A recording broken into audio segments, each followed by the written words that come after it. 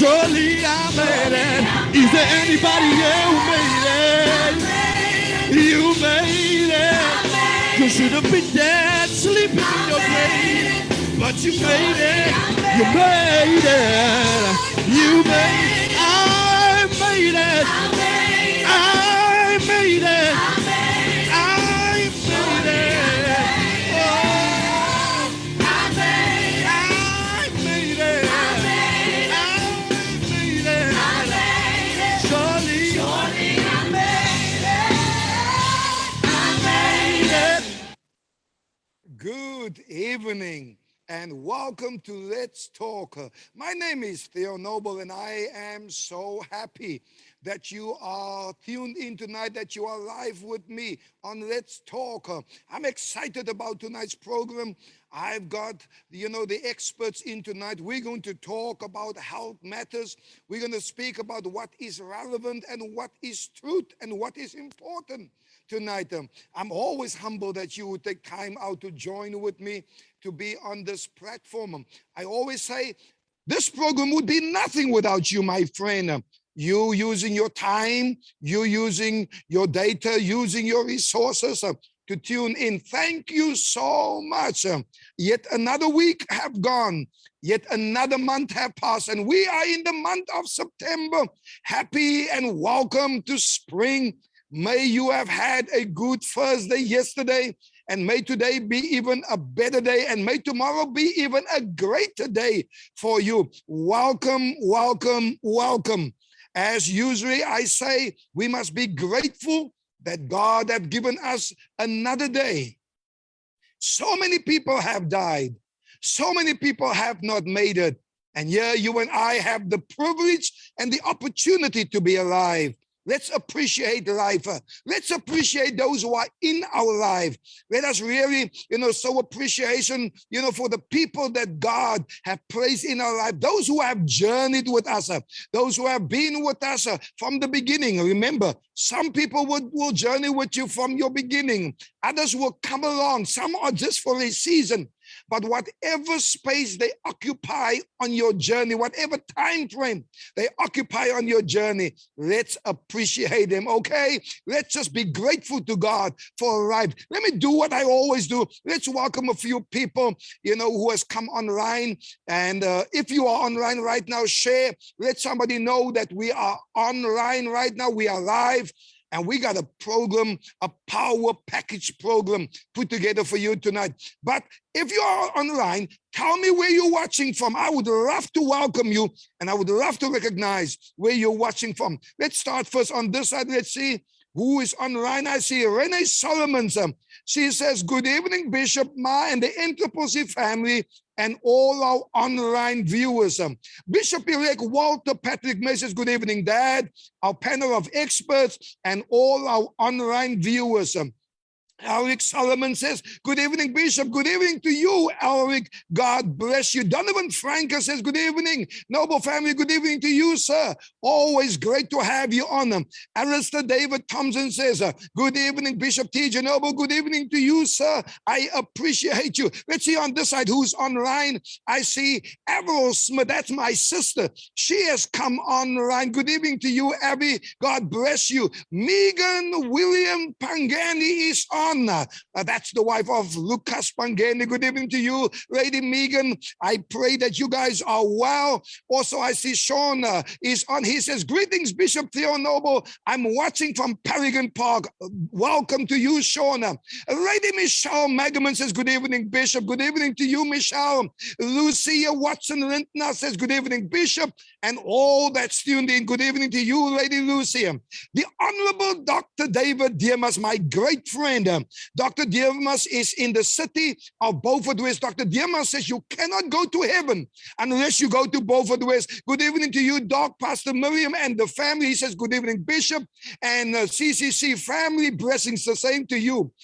Samantha Hendricks. Hey, Sam. She says, good evening, my bishop. Great seeing you. Looking forward to the talk. Absolutely. And bless you too, Sam. So good to have you on them. Lady Cloudy Daniel says, good evening, Dad, and all the viewers. Mark Patali is on. Good evening, my friend. Mark, bless you. Joseph Daniels is on. Good evening to you, Joseph. Bless you, sir. So good. Thank you for the support. Pastor always on. He says, good evening, Dad, Mark, guests, and the Anthropology family, and all the viewers. Tony and myself, we are watching Van Vogel also. We're excited to hear what the experts have to say. And that we can share with the offenders. Yes, they are watching from Portsmouth prison. They are prison orders, and they are watching over there. Thank you, Dr. David Dima says, blessings, Bishop. I love you, man of God. I appreciate you. Antia Tay says, good evening, sir. Good evening to you, Antia. Miss Shay Noble, my daughter, says, good evening, Dad, and the online family. Mark Patel says, good evening to you, sir. Mark Patel from the city of Strandfontein. Bless you, my good friend. Hey, Pastor Etienne Fritz, good to see you, sir. He says, blessings and peace be to you, Bishop. The same to you, Pastor Etienne. Pastor Leonie Sassman says, good evening, Bishop. Lucy says, it's going to be an interesting topic. Can't wait. I love that, Lucy. I'm excited about it. My PA lady, Sherry Mayer says, a blessed evening, my Bishop. All our Covenites and online viewers, good evening to our special guest. Thank you, Sherry. Lady Natasha Nelson Solomon says, good evening, Bishop Theo Noble and Ma Patricia Noble. Greetings all the way. There it comes from the upper Portlands.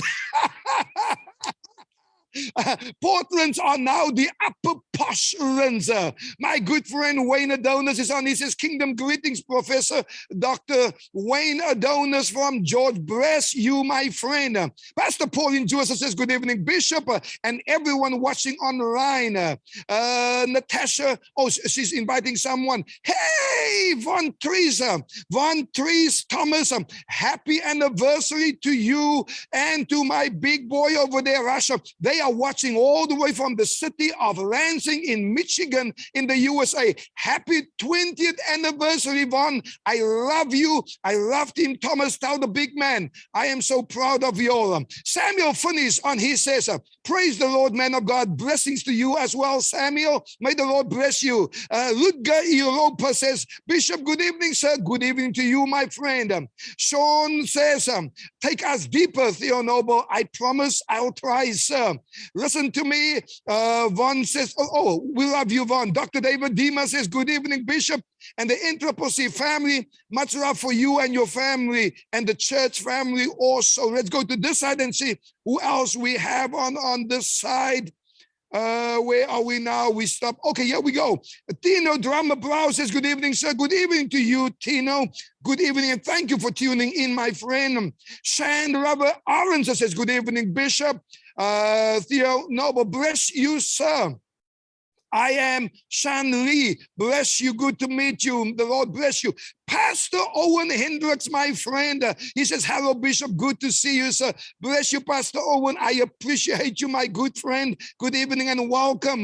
Lady Ingrid Joy Burns, October, Auntie Joy, affectionately as we call her. Good evening, Bishop, and all the viewers. My elder sister, Shireen Thomas, is on. She says, good evening, Bishop. Good evening to you, sister.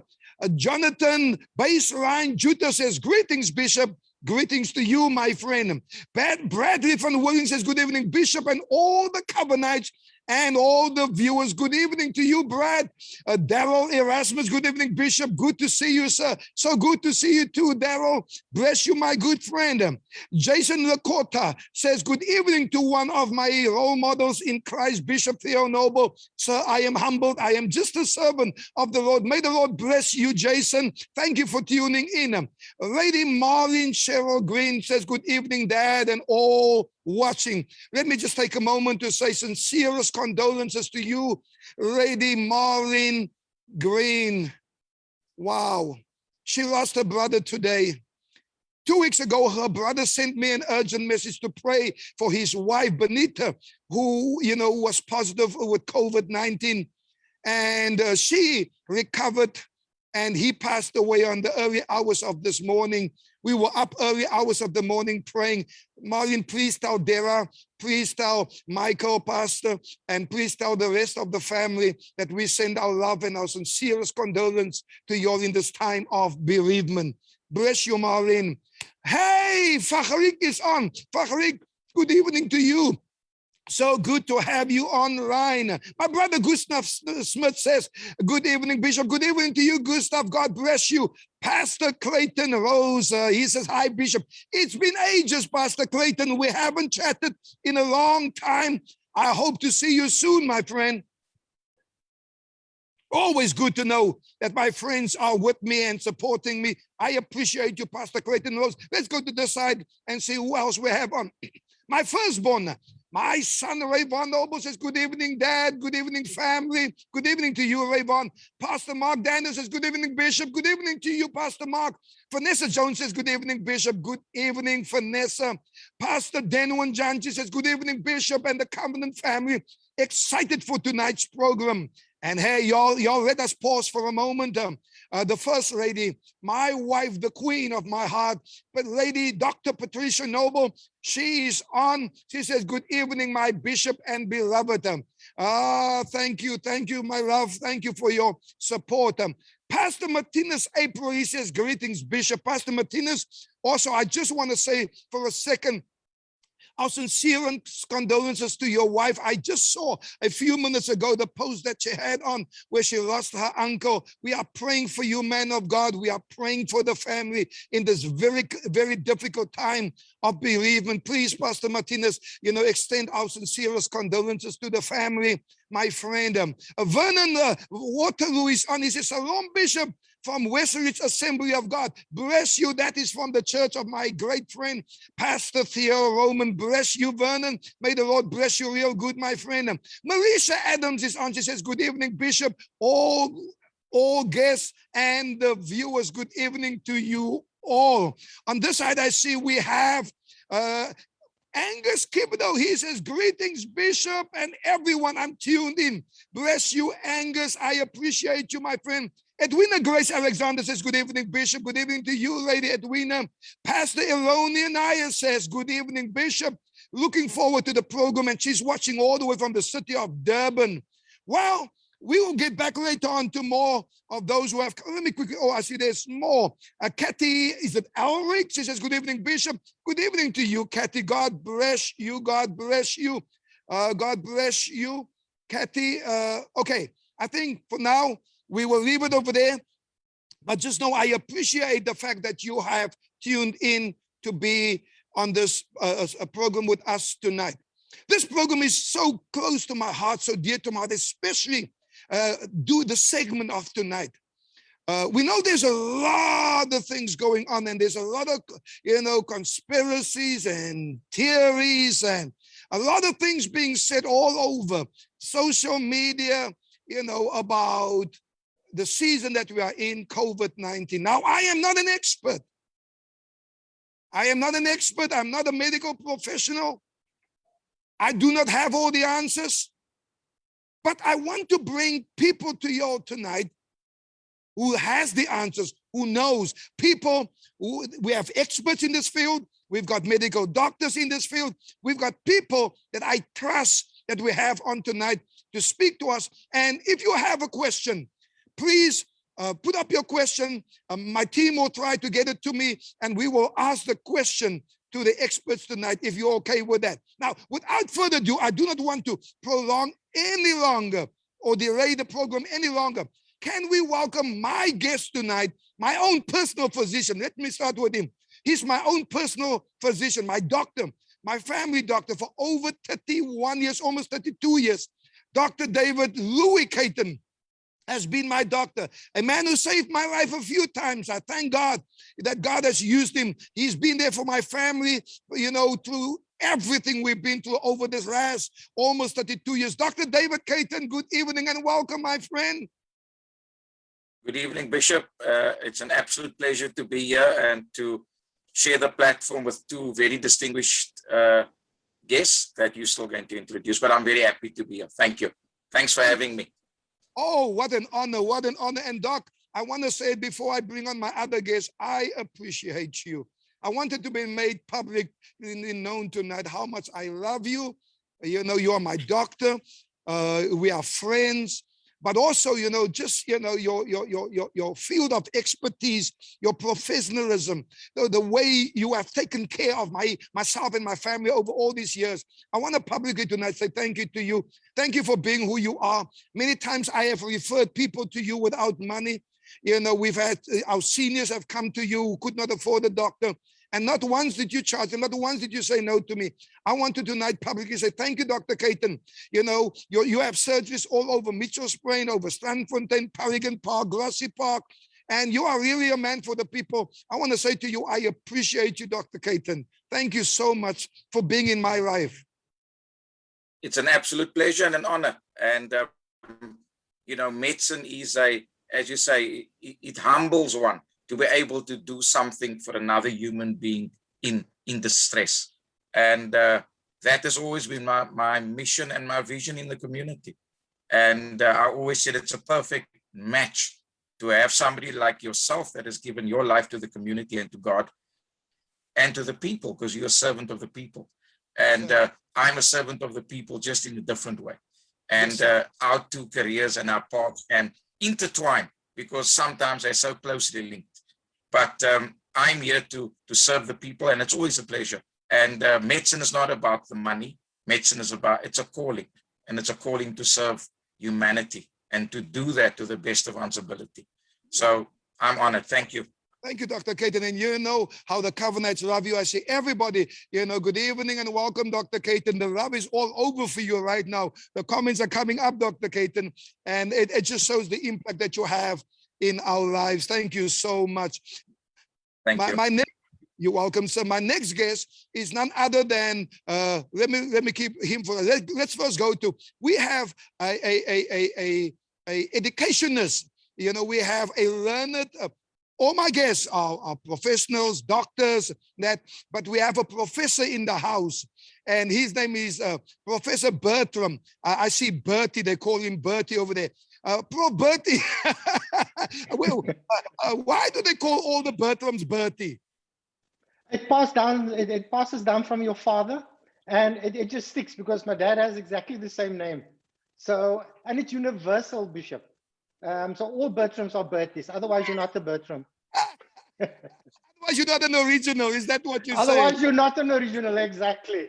Now, passing on the names, Dr. Kathan is the same over there. The David Louis Kathan and Louis David Kathan. You know, so Dr. Kathan, you know the same on that side as well.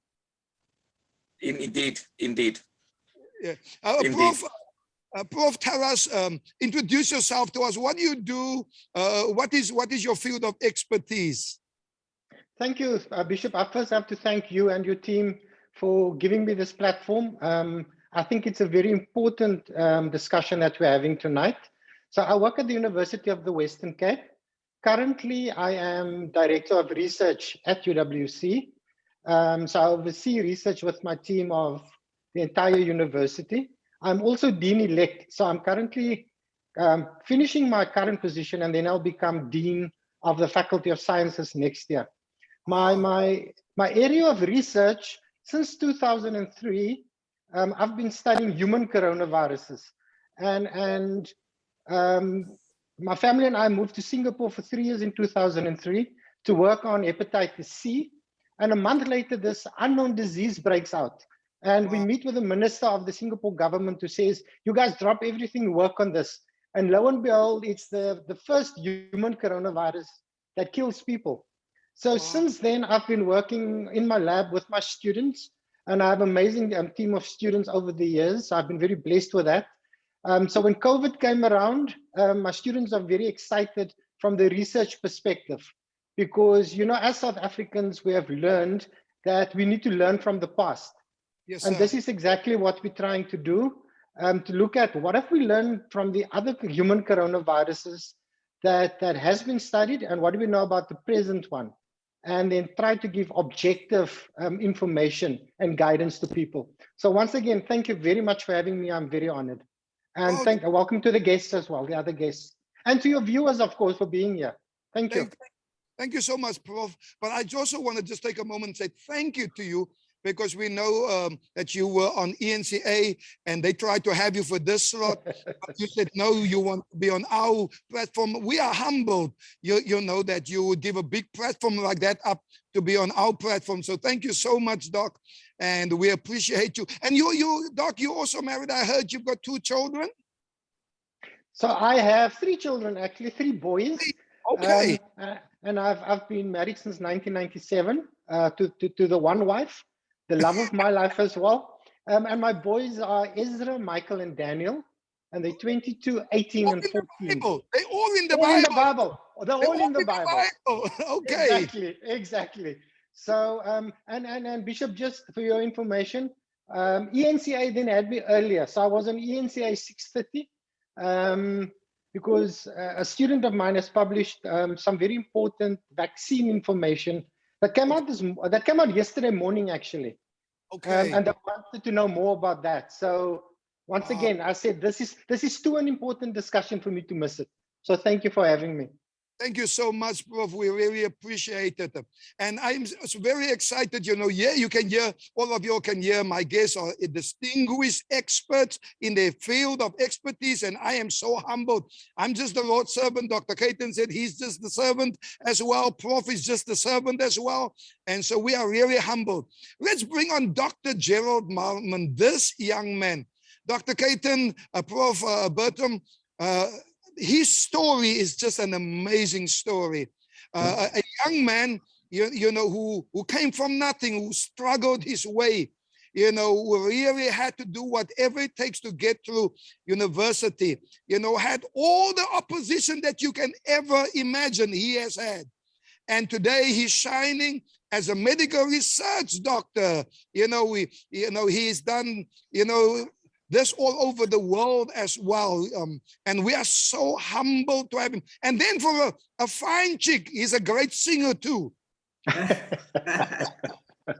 Dr. Kathan and myself, we will leave the singing to your Prof. I hope you can sing as well. No, thank you. Dr. Kathan, I don't think we're going to get involved with the singing tonight. I will leave it to Dr. Gerald. He's good at that. Dr. Gerald, thank you for availing yourself again. You know, you've been on the slot and, you know, I mean, you were such a blessing, such a help.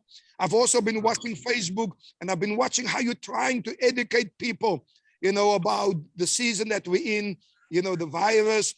Tell us a little bit about Dr. Gerald. And you know what is also crazy, Dr. Kathan? Dr. Gerald and Prof, you know, are friends on one other platform. LinkedIn.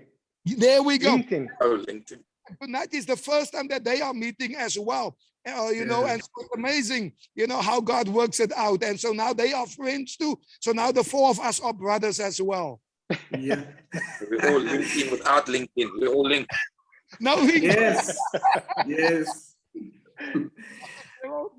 Good evening, Bishop. Thank you so much for having me. It's always an honor being on your program and being connected to you. You're such a blessing to the kingdom. So I just want to honor you for that. You've really made opportunities for a lot of people, especially our people. And so, yeah, I think we need to honor you for that. Good evening to your distinguished guests.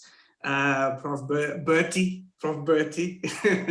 and your colleague, Dr. Kathan. Thank you so much for the opportunity. I think I am in the presence of greatness tonight.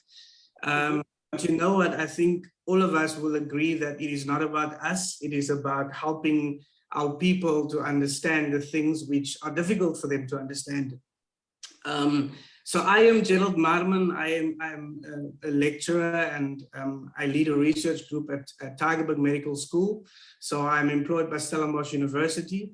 My area of expertise is cardiopulmonary disease, and I specialize in something called pulmonary arterial hypertension, which we often see in patients with tuberculosis, with HIV and left heart disease. And now also we're making this link between pulmonary arterial hypertension and COVID-19.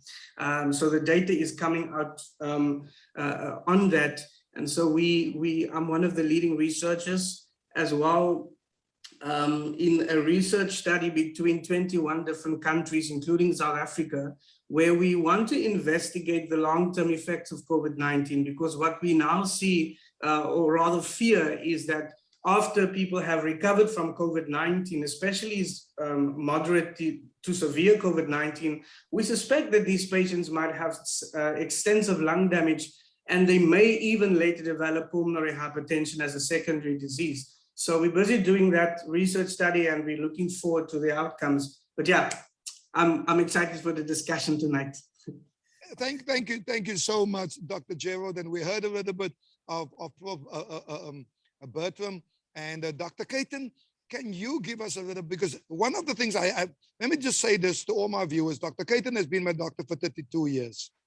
Dr. Kathan is qualified in so many fields. He will never put it on a ticket. You can go onto Facebook, you can go onto any platform, you won't see anything. Dr. Gerald, the way I bet you try to search and to look up what is there about Dr. Kathan. We had to beg him for a picture of his. Dr. Kathan, you'll never, this is just him. I have access to him all the time, and I thank God for that. But Doc, please, I know he's a qualified surgeon, he did pediatrics. Please tell us, please, just for tonight, Dr. Kathan, give us a little bit of background. We also know you have an MBA as well. Can you give us a little bit of background to your studies and your expertise? It's very difficult to answer all that in a nutshell. But when we look at humanity, without trying to skirt the issue, Bishop, when we look at humanity, you have to be multifaceted and you have to look at many things. Yes, sir. And there's many things that one has to introduce patients to. And for that reason, I decided to extrapolate some of knowledge to be able to meet the needs of my patients even better. Wow. And when I started in the community, there were huge gaps and there were huge needs from our patients that were unanswered. And it essentially went around lifestyle and sometimes choices that were not always the wisest of choices. Yeah. And to be able to answer that, it was imperative to gain more information about lifestyle diseases, about communities, about how religion impacts society, how religion impacts the treatment of patients, and their willingness to want to participate in Professor Bertie's research in virology or into Dr. Marman's research in cardiovascular diseases. And we still see that in our community, that there's a huge vacuum. And I think that brings us around the table this evening, or virtually, to discuss why our patients feel that it is unnecessary to be vaccinated. And I think that is the cherry on the cake. But yes, that cherry on the cake, that decision is not a decision based on what the media says or what the doctor says or what the researcher says. It's essentially based on a whole melting pot of many things, from the doctor to the researcher to the media.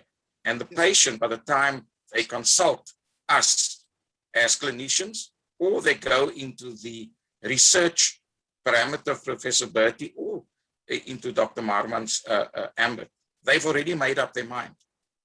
And that motivated me to learn more about medicine and also how medicine impacts the wallet. And that's why I did an MBA. And I always thought that it would give me more information about my patients and how I could help them.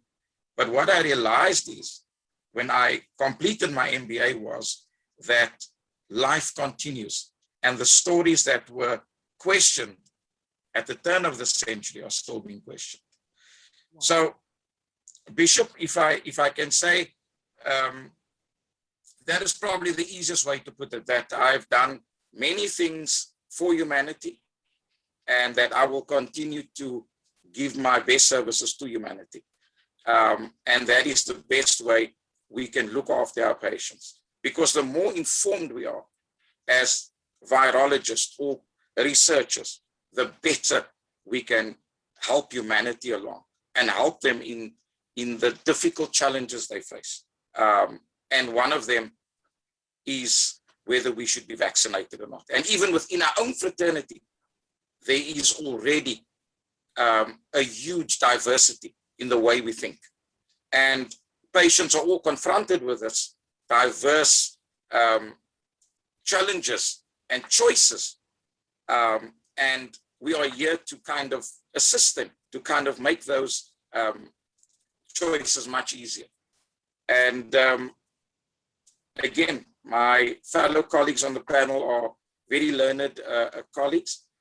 They've done lots and lots of research, and often patients want that. They ask for that. And again, that's your wisdom in setting up this panel this evening of experts in different fields. Because at the end of the day, the patient wants to know jab or no jab, but he's going to ask, or she's going to ask, or the mother's going to ask about jab in pregnancy. She wants to know what the scientific basis for that decision is. Wow, wow, Dr. Kathan, as always, very articulate, very profound. I appreciate you, my friend. However, just before we get into it, there's two beautiful messages that has just come on for you, Dr. Kathan. The one I know, let me just read this one. Kenneth Prato says, "Hi, Bishop, and all the great men in the medical field. Good Good to see the doc who operated on me at Gatesville. I pray for God's wisdom, knowledge, insight, and understanding in what they are doing." You are being appreciated, Dr. Kathan, for an operation. Thank you. And then also earlier on, I saw Auntie Jean Pager had on her daughter, had a stroke. I think she had a stroke or something like that. I think she was lame on the one side, and you helped her. And today she's completely healed, Dr. Kathan. What a beautiful testimony. And this is what I love, because this is how I want to do this type of program, because even Prof. Bertie is a man of God. Dr. Gerald is a great man of God. So this is not just, we're not just speaking just medicine over here. This is really men. Even Dr. Kathan has come to our church from our pulpit many times to speak, because I do not want people to feel that, this is just men who can just speak medicine. They don't understand. No, we are speaking about born again believers right here on this panel. And it's such a joy for me to be able to have you on. Now, let's start with the first thing tonight. And anyone can answer as you are led. COVID-19. And I think maybe let's start with Prof, because he did the research in this. Where does COVID-19 come from, Prof. Bertie? Bishop, very interesting question. So, there's a huge debate worldwide, and the politics is clouding this. So let me take a few steps back. There are seven human coronaviruses that we know of that's been identified. Hold on, Prof. You must forgive me. There's going to be times I'm going to interrupt. I'm not your I'm not your TV interviewer. I'm a live interviewer. Are you telling me Dr. Gerald is laughing because he knows how we do this? No, I love the interaction, so go ahead. Are you telling me there are 7 human coronaviruses? That we know of. So these are the ones that are identified and have been studied. The first ones were identified in 1965. Okay. They caused the common cold. So there are 4 human coronaviruses that circulate yearly worldwide, and they cause the common cold. So, you feel a bit sniffy. The doctor would be able to speak more about the common cold. Then in 2003, the first deadly coronavirus was identified, and that is SARS, Severe Acute Respiratory Syndrome Coronavirus. Yes. This spread to 28 countries, infected 8,000 people worldwide, and about 10% of those people died. Okay. Fortunately, the virus just disappeared due to isolation. So within 4 months, it was gone. Then in 2012, the second deadly coronavirus was identified in the Middle East. This spread to 27 countries, is still around. Fortunately, it spreads very poorly from person to person. So it's mostly camel farmers and then medical personnel who are in contact with very sick people that would become infected. The scary one about this, it's called MERS coronavirus, is that it kills 37% of people infected. Wow. Now we have COVID. So this is the third deadly one, but the seventh human coronavirus that we're studying now. So worldwide, if you look at the death rate, it's between 2 to 5%, depending on the country and the setting. It can be higher if it's in hospitals. And what we've learned back then is that they typically jump from animals to another animal and then to humans. Okay. So if you look at SARS, it was from a bat to a civet cat, which looks like a mongoose, and then in the wet markets where people buy live food, it jumped to people. Some of the common cold ones jumped from bats or mice or cows to humans, and they've been around for hundreds of years. So they've become less deadly, and they're now causing the common cold. MERS, as I've mentioned, jumped from bats to camels to people. With COVID, we do not know. This virus is called SARS-CoV-2, so SARS coronavirus 2, and we know that something similar is found in bats, but we've not identified this middle animal. So there's lots of conspiracy theories that says it is lab generated, it escaped from a lab. There's no evidence for that, and I think there's a lot of politics in play. And it's very important to identify this middle animal, because as long as that animal is in the wild, this virus can always mutate once we have it under control, and it can jump back to humans. Wow. So the short answer is the majority of these come from bats, and that's why coronavirus are called zoonotic viruses. Zoo, animal, so they come from animals. I hope that answers your question. Wow, absolutely. Dr. Kathan, do you want to add to that? Just very briefly that as Prof. Fielding says, the common cold coronavirus, we've seen this for years, and Yes, the coronavirus has been with us for many years, and every season, especially winter, our patients have common colds. So it is not something that we've never seen before. Wow. Wow, because this is important, Dr. Kathan, especially, and why I went to you, because you are a physician, you know, you have all the surgeries and you deal with people on a daily basis, because people give the impression, you know, this is a new thing, you know, and it's important that we know the facts. Thank you so much for that, Dr. Kathan. Dr. Gerald Marman? Yes, thank you, Bishop. I just wanted to jump in there really quickly, and I think we are talking about the fact that the virus has jumped from an animal to a human being. And I think, Prof, we should probably also touch on the fact about why do they jump from animals to human beings? I think that's a very important question as well. And I think Prof is probably the expert in this, but people have to understand that there's a reason why viruses jump from an animal to a human being. There's certain important factors that play a role there. So I'm going to give over to Prof to discuss that. But before I do that, I just wanted to mention, like Bishop also said, viruses have been along for a very long time. So it is not something new. We've been studying as scientists. We have been studying viruses and microorganisms for a very long time. We study their DNA, their RNA. We've done that for a long time. And so it is not a new thing. Coronavirus itself is not a new thing. You can see Prof said he started in 2004. Probably never thought that he would, it would turn out to be a global pandemic, but you can see how it's been around for a long time. We also need to understand, I think people need to understand that a virus is a microorganism. It is an organism. It is a living organism. And organisms like human beings, they have this tendency to try and survive circumstances. So it is a drought, whether it is a cataclysmic event, even viruses want to survive. And so for them to survive, they need to do a few things for them to survive. And so we'll talk about mutations later and how that will lead to different variants. But one of those processes also includes jumping from an animal to a human being. So Prof, over to you. Well, Thank you.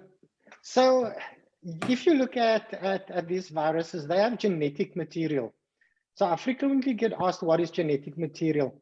We have genetic material as well, and it determines our eye color, our height, who we are, the hair, you know, so that is unique. Viruses have genetic material as well. And in bats, for instance, where we think this one came from, the SARS-CoV-2 that causes COVID, there is this relationship between the virus and the bat, where bats have very high levels of this virus in its body, but they are not becoming ill. So there's been this co-evolution between these two, and that's why, due to mutations, the changes in the genetic material of the virus, which happens fairly randomly.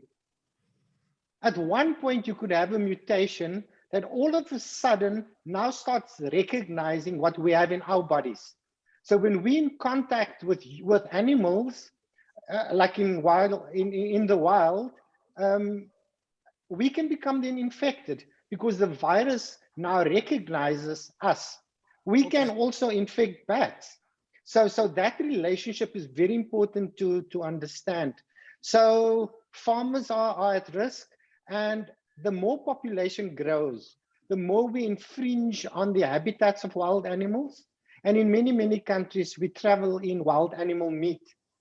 And in Africa, for instance, we see Ebola that is linked to the trade of gorillas and chimpanzees, where people eat that type of meat. So it's really mutations and mixing of these viruses in the animal that eventually gives this virus the ability to recognize certain portions of your cells that are exposed, and the virus can get into your body and cause disease. So it's a very complex process. But now even COVID in our bodies, the virus that causes COVID, there's this constant fight, and this virus will continually change and mutate, because as Dr. Maarman said, the ultimate aim of this virus is to make more virus. It wants to reproduce. Wow. So there's evidence from previous viruses and this one. Each time we have a mutation, there's no clear evidence that it's becoming deadlier. What is very, very clear is that it's spreading easier. So it wants to infect as many people as possible to make as many viruses as possible. Wow. So unfortunately, we're the unfortunate hosts that were selected by this virus due to this genetic mutations. Wow, that really explains it to us, because, 1 years, of so many different variants, going around, and it makes sense now in the way that you have explained it, Prof. Now, my next question, is obviously very important, and again, I'm at your mercy. I want to know, and before we're going to have some questions later on, but I want to know, for me, is how did this virus get out of control? How did it spread so fast? How did it cross boundaries, cross oceans? Didn't we know it was coming? Because I heard, and I was quite pleasantly surprised that you have studied this before, a few years ago already, before we saw it. So how come nothing was done? Bishop, if I can maybe take that first. In 2013, I wrote an op-ed for a newspaper and for a financial magazine. And yes, in that, I spoke about this new virus in Saudi Arabia, the MERS coronavirus. And I said, as scientists and as governments, we need to prepare for not if the next coronavirus jumps to the humans, it is yes, when it jumps. We will have another pandemic. When did you write that book? 2012. 2012, you put the information out there in the book form, and no one paid attention to it. And sadly, the WHO in 2015 warned governments globally. Wow. One of the biggest threats to humans will be a coronavirus. So they spoke about influenza, flu. They spoke about Ebola, but they spoke about coronaviruses too. So it baffles me why we were not prepared. But you know what is the biggest driver of this? International travel. I can get onto a plane tonight and I can be abroad in 6-7 hours. Yes, that is what drove this. That is what drove this. 1918 influenza, depending on who you speak to. So this was flu from 1918. Between 50 and 100 million people died worldwide. And South Africa was one of the countries that was hit the hardest. What was the driver of that? It was the end of the First World War, and young men were coming back by boat. Yes. And then in South Africa, they traveled by train.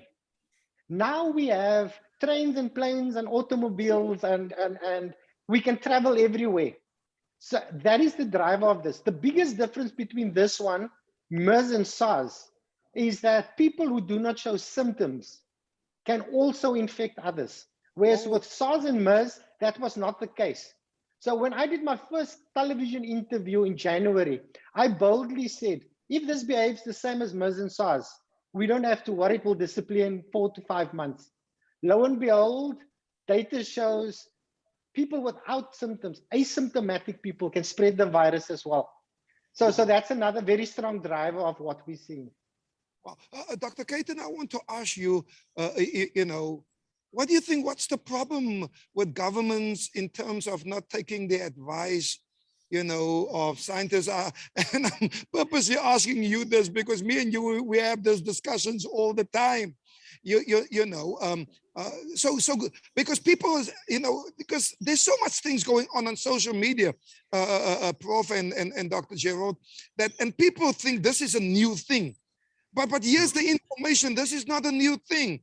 This is not the first virus or coronavirus we have.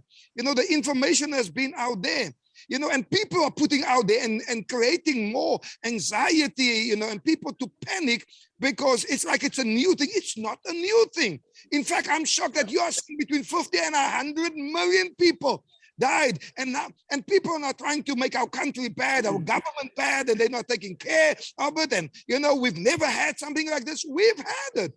Dr. Kathan, why is government, and I know I'm putting you on the hot seat right now, you're not in government, but as a professional, as a doctor, who has worked with professionals, why do you think this is a problem for us?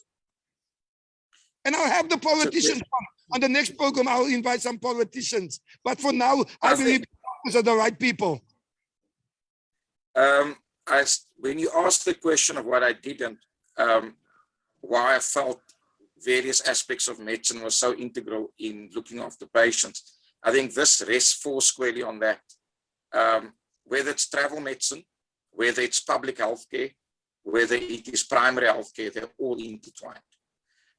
As Professor Bertie said, once the outbreak of the first COVID season started last year when countries started locking down, this was the only answer that countries had to curb, can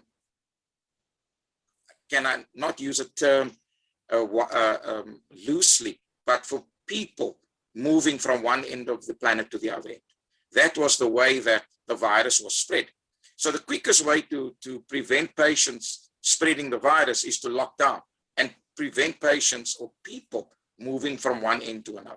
So if you keep somebody at home and has COVID, the virus will burn itself out in 2 weeks. So if everybody stays home, that is the theory, and that's what Professor Fielding said, that if everybody stayed at home. Dr. Kathan, sorry to barge in there. Yes, is that the reason why they ask you to stay home for 2 weeks, for 10 days?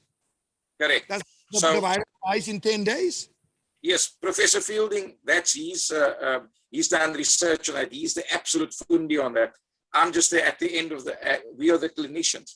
But as far as spreading the virus is concerned, in our practice, because this is also important for the researchers, that we see that patients that have had COVID-19 after 2 weeks, they don't seem to be able to infect anybody else.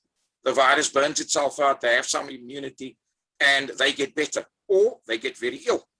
So that's also what Professor Bertie said. So without digressing from the question, but answering the question, why doesn't government lock down?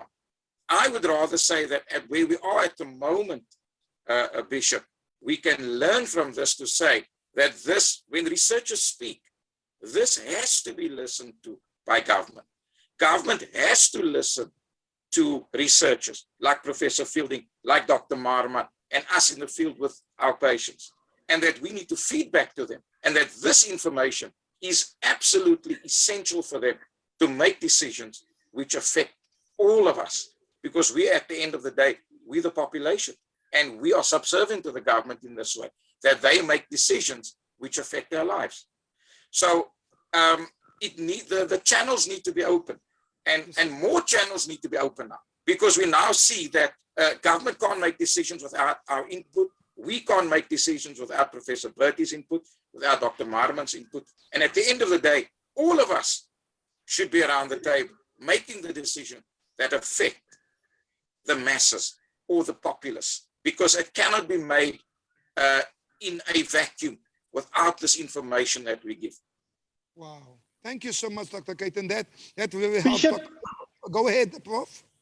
thank you, Bishop. So I just want to reiterate what Dr. Kathan is saying. And I think what compounds it more is that even researchers globally differ on how to treat this, what to do, what is right and what is not right. So if you look at scientific data now, at the moment, studies being done, the trust that people have in scientists is at an all-time low. And I think it's because we're fighting as scientists, which is very sad. And social media has given people who are not experts the voice. And they unfortunately very often have the loudest voices. And this is why I said, Prof, if you saw the program tonight, I call the experts. Because, yeah, exactly. And again, me and Dr. Kathan and Dr. Gerald spoke about this. It's crazy, the people that's giving information. Pastors are giving information who shouldn't give information. You have doctors who are not experts in that field are giving information. You have pharmacists who are giving information who should just be, when they have the script, just be giving you the tablets, and tell you how to use the medicine. So this is really because, and this is why the Church of God even is divided. Because pastors are jumping on board now, and I mean, I come to the vaccine question later on, but I mean, I believe that the experts, those who know, this Dr. Kathan, I will call him, even if I travel in the world. I will say, Doc, this is how I feel. What do you say? And he will tell me, Bishop, go see a doctor where you are. And then I will, because I'm not the expert. My kids believe, I'm anointed because I'm a bishop and daddy pray. And but let's go to the doctor. Go to the expert. As we want people in the spiritual field to come to us, we must also learn, because there's a lot of pastors watching right now. We must also go to the experts. We shouldn't go to social media and paste and copy people, because there's a lot of descendants out there, and now they paste and copy from people and they bring it across as though it's their information. Bishop, can I complicate what you're saying even more? Yes, I was sir. an essay. On one essay FM, I was interviewed, and the interviewer introduced me as a COVID expert, and this was in November, December. Yes, sir. And I said, when I started speaking, I said, I'm not a COVID expert. Yeah. There is no such thing as a COVID expert. This thing has been studied, this thing has been around for less than a year. We've been studying it for less than a year. I am a coronavirus expert. So anybody who claims to be a COVID expert, take what they're saying very carefully and look at other information as well. I hear you, sir. I hear you. If I can just go ahead, Doc. If I may just add to what Prof said and to what you have said, we have to pool our resources. This is an issue of not of a South African crisis. This is a world crisis, and we're not going to solve the problem by living in a vacuum or in a bubble. We need to get everyone's input, and as clinicians, as scientists, make decisions based on scientific evidence in the interest of our patients.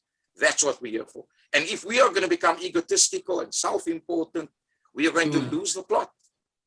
And then we're going to each one want to be experts, but we are going to actually be fools and not experts. Wow. And I agree. We have to pool our resources. Bishop, can I jump in there? I'm burning to jump in into this Going, conversation. Go ahead, go ahead.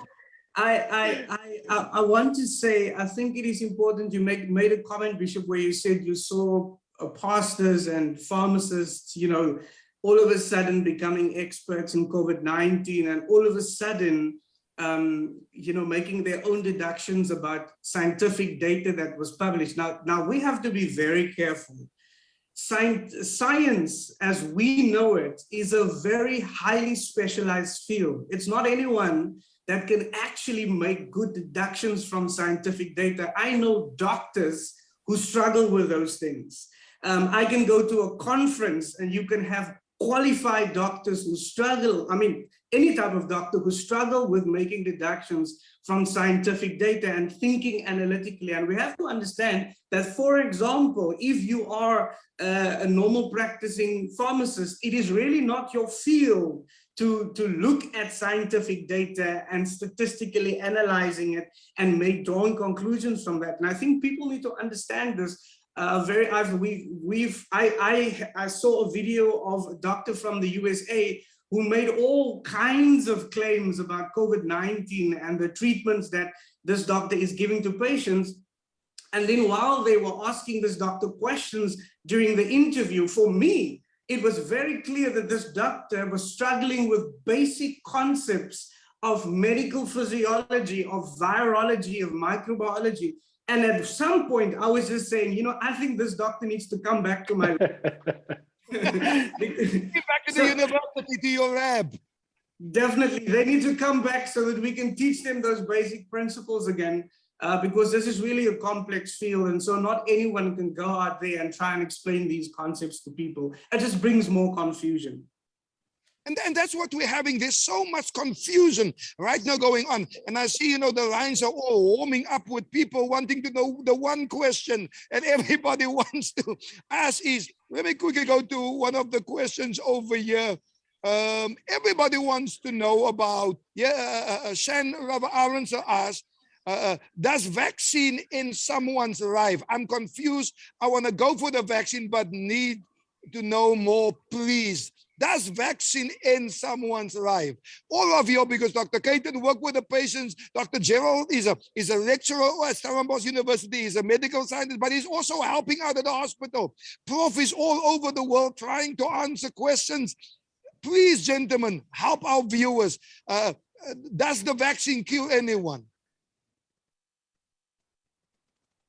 Should I go first? Anyone? So as I've said, I gave objective data. So there is some data that there are adverse effects, so it means serious side effects. If you look at the billions and billions of doses that have been given, the number of people that have died is a fraction of a percent. So the benefits of these vaccines by far, far, far outweighs any potential risk for serious side effects. We must remember that vaccines are not new. Any one of us, I think it's about older. Vaccines are not new. Again, that's a very important point to put out there. Vaccines is not new. I've had, you know, vaccines since I was a child. Why? Bishop, the one on your arm. The one on your arm. Yes, sir. Remember, Dr. Kathan, we have those round ones on our arms. The circles. Yes, sir. The kids today, you don't even see it. I took my kids to Dr. Kathan. He did that with them. I showed them my arm. They asked, Daddy, what's that on your arm?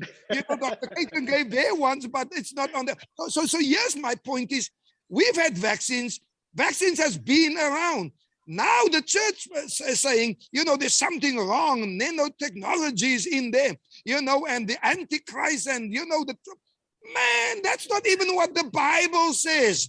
You know, it is crazy how we are calling it, you know, the end of times. And yet, if we look at Scripture is very clear about what the end of times will look like. Anyway, I do not want to get into theology right now. I've got the experts on. Tell us about this vaccine, because in any vaccine, you know, it's going to have different effects. This is why the doctors ask you. You know, Dr. Kathan knows me so well. But whenever I go there, he always asks me, Bishop, your high blood pressure, Bishop, your diabetes. You know, I mean, those are, Dr. Kathan has so many doctors who work for him. They don't know me like Dr. Kathan knows me. If Dr. Kathan is not available, they want to know, am I allergic to penicillin? So they ask all these questions, because there will be different reactions to different medication. But Prof, vaccines has been around forever. We've been using vaccines forever. I think the fear is that typically a vaccine takes between 8 to 10 years to be developed. This one was done in just under a year. Mm-hmm. I think that drives part of the fear. But we must remember, even though this is new technology that's used for this vaccine, the technology has been tested for fighting cancer. It's been tested in animals for certain vaccines. So yes, the technology is new, and because that technology was existing for other diseases, everything was sped up, and that's why it was developed in a very short time and tested in a very short time. Even now with Pfizer being approved, because remember previously none of these were approved. They were approved for emergency use. Yes. Now Pfizer is approved, I think, for just over a week. But even now, Pfizer needs to report any severe side effects to the FDA, and that's in the States. Other countries, it's still for emergency use, but I wouldn't be surprised to see more and more of these. And how is it approved? It's approved based on this data that we have from worldwide, on how safe it is and how effective it is in protecting you, but even more importantly, in protecting people from developing severe disease, hospitalizations, and death. And Bishop, just before we continue, I think it's very important. I've discovered there's this stigma. People do not want to admit that they have COVID. I'm 3 weeks out of hospital. I had severe COVID pneumonia. So there should not be a stigma. This is a respiratory disease. And if I had flu, I would not be embarrassed. So we don't want to speak about it. People don't want to get tested. That does not make sense. The man who's on top of you on the screen, Dr. David Kathan, on the other side, saved my life. I was in ICU. I was in there. They saved my life. I had COVID. My wife had COVID. Our lives were saved. God used medical doctors. I don't believe that I would have survived it if I did not go into hospital. I do not believe, that I would have made it if Dr. Dr. Kathan was not available, because I trust whoever my doctor trusts. When he sent, I called Dr. Charmaine, is she there? She said, Bishop, you need to go in immediately. We've had it. What stigma? The world, the COVID is all over the world. But why are we, trying now to put things out there that's not true? You had it. Look at you. Dr. Gerald was also sick for some time. Come on. Yes. There are leaders all over the world. I know billionaires. Billionaires that I know that had COVID. I know prominent people. I know top sport stars who had COVID. There's nothing to be ashamed of. This is a worldwide pandemic right now as we speak. But and Bishop, sorry to interrupt. You're raising a very important point, and Dr. Kathan could probably speak about that. But because of that stigma, people very often wait too long before they seek medical help. And that's why we're seeing some of the numbers that we are seeing.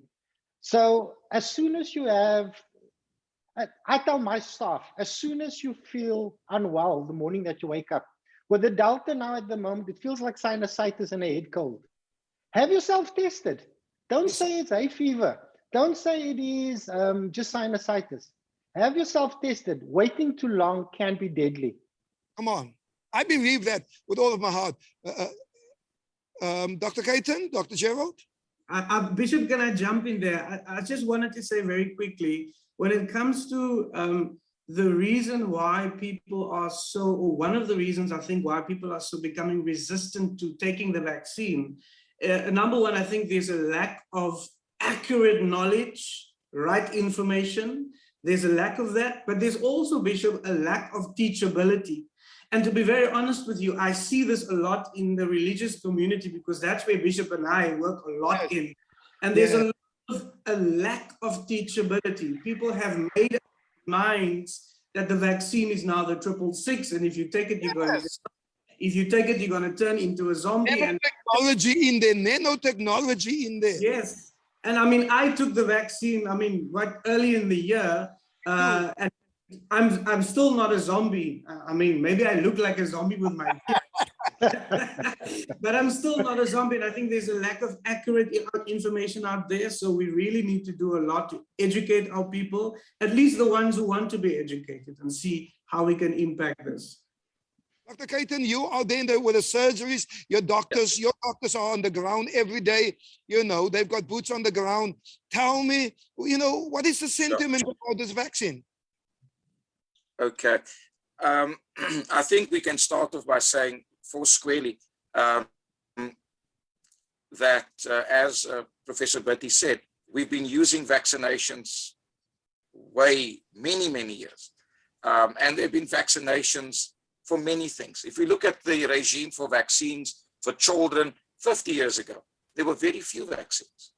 If you look at the regime for children now, we even have a dichotomy of vaccines. We've got vaccines for state, we've got vaccines for kids that can afford all the vaccines. Wow. We're looking at vaccines for meningitis, we're looking at so many vaccines. And I advocate them. But it does not mean they're without side effects. And as Professor Bertie said, I think the fundamental difference between 1950 and 2021 is the power of the media. And I think Professor Bertie touched on this. So, and I started off by saying that our patients are primed when they get to us. And they're primed with Facebook and Google and a lot of other things, which are misleading. Now, I'm not saying the internet is misleading. The internet is the most wonderful discovery of humanity. One of the most wonderful discoveries. And we've got facts at our fingertips, but facts in the hands of the wrong people. As Dr. Marman has said, he's a researcher. He's at the cutting edge of research. We go to experts like him to say, Dr. Marman, what is the latest about these two particular problems? What can you enlighten us with? But he doesn't get the knowledge only by pontificating and discussing. They have researched it to get the answers. So we part of, and the following part of that is, Bishop, knowledge of our patients. We as a team, we owe that to humanity, to educate our patients. And that was what I started off by saying when we started this program.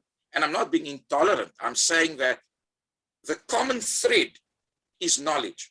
The common thread is a lack of knowledge. The common thread is misinformation. The common thread is a lethargy to vaccination. Yes, sir. Based on knowledge. Or should I say, because that might sound haughty, it might sound disdaining, and it might sound rude. I'm not rude at all. I'm just saying that we owe it to our patients to unpack it with them, to say to them, what is the lethargy? What is the stumbling block? Let us look at it. How can we overcome this? And we can overcome this in the following way. So, I want to answer Professor Bertie because he's hit the nail on the head. We have treatment available for our patients, but they present very, very late. And why do they present late? They present late for two reasons. And this is our experience. One, there is a stigma. So the stigma is, I don't want to know that I've got COVID. Why? Well, that is multifaceted. Many aspects of why. And I'm sure in Professor Bertie's team, there are going to be people researching this in our community. Why don't our community want to take the vaccine? What are the parameters that prevent them? So first of all, the vaccine has been around for long. It has many side effects. Unfortunately, not only the COVID vaccine, when people take it, do they die? All research vaccines, whether it's for meningitis, whether it is for measles, whether it is for polio, there are disastrous side effects, because that's how we get to a vaccine with research. And with that, unfortunately, there are casualties with side effects. So the stigma we can overcome in our community by sending out positive energy and sending out positive words to our patients to say, come. And in our own practice, many, many patients will phone to say, are you prepared to see patients that have COVID, doctor? Now, if the doctor is scared to see a patient with COVID, who is going to see the patient? Ultimately, the buck stops with us. And if I say to you, Bishop, if the adulterer comes to you for help and you slam the door in his or her face, where are we going to? Where are we going to? So when a patient calls me, whether the patient is terminally ill, whether the patient is in denial, we reach out to that patient and we provide a service to them. We don't slam the door in anyone's face. If the person has refused the vaccine and now got ill, or whatever the situation is, our doors are open. And I'm not saying we don't practice social distancing, wear masks, and all the things that we need to do to keep us healthy. We do that, but we don't slam the door in the patient's face. Just imagine Dr. Bertie, the Honorable Bishop Noble, Dr. Maarman had COVID, and the doctor said, I'm not going to treat you. It will be a genocide. It will be a genocide in our community.